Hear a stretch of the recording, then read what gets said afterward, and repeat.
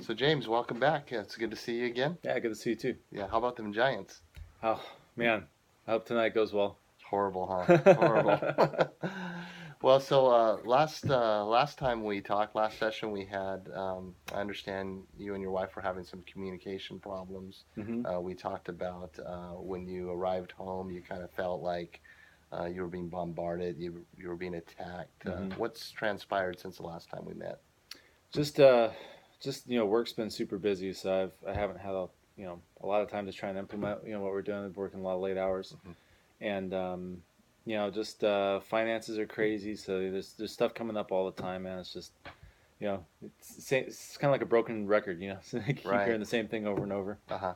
Well, one of the things too is you're going to find out too is most of the time when I work with people, usually there's a challenge or a problem that's presented, hmm and it's kind of like in layers. Once you get to that one problem, another challenge arises, and another challenge. So, Mm-hmm. what I'd like to do today is, based on those communication issues and challenges with the finances, and how's things at home as far as your relationship wise going?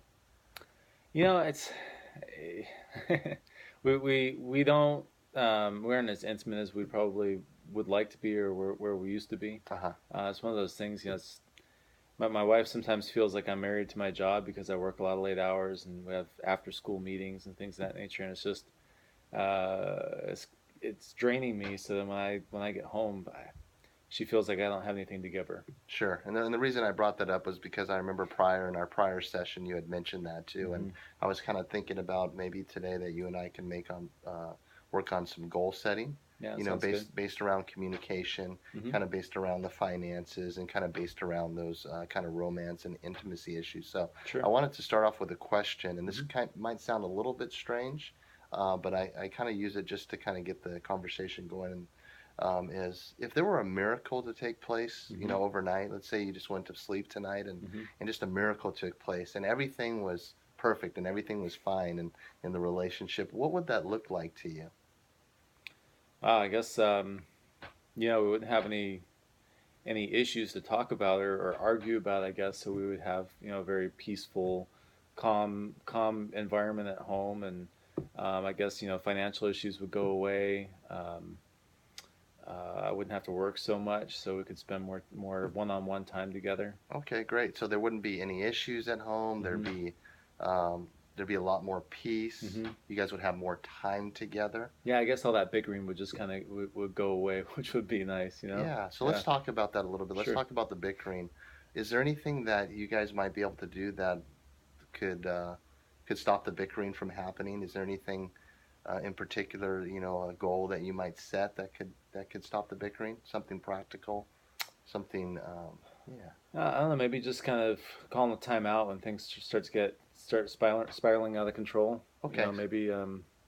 Maybe communicate a little bit better about our finances so she doesn't feel like I'm hiding something from her. Okay. So maybe so you can take a time out, maybe time together to communicate. Do you think hmm that might be a goal that you could maybe implement over the next week? Yeah, I would think so.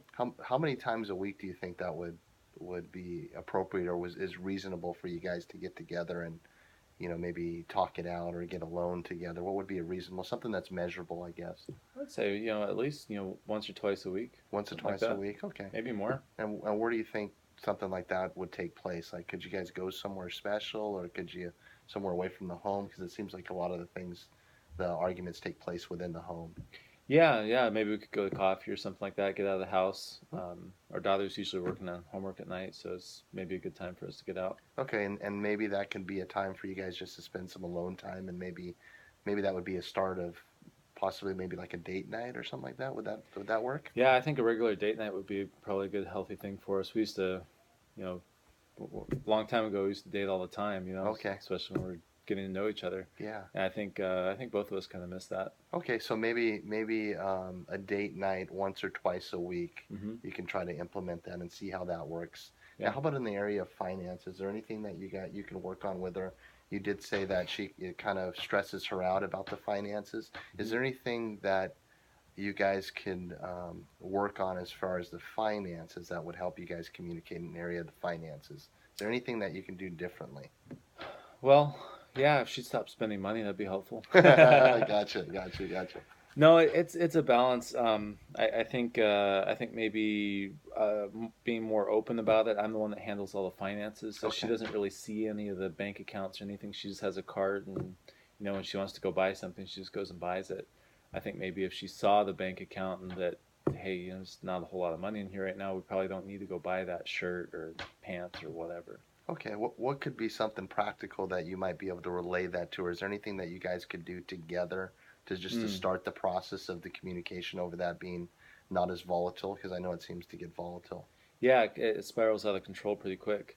I would say maybe just sitting down together and maybe just going over our budget together might be helpful to kind of lay out some practical steps that we can take and implement something where we can control our finances Yeah, and together as opposed to me trying to do it and her just okay, spend it. okay. And then we had spoke before about because I don't want to put too many goals at once together, Hmm. but how do you eat an elephant one bite at a time, Yeah. right? So why don't we start with that this week? Okay. Why don't we start with the so in order to improve the intimacy in your guys' relationship of Hmm. communication, I hear you saying getting away from the house, Hmm. meeting together a couple times a week, maybe Hmm. calling that a date night, and maybe that would be something that we can look at, and next week we can take a look if that took place. Kind of like homework. I'll give Yeah. that to you. No, that sounds Okay. great. And then in the second area of finances, Hmm. I hear you saying that just some set aside time that you and your wife can sit down and talk about the budget, Hmm.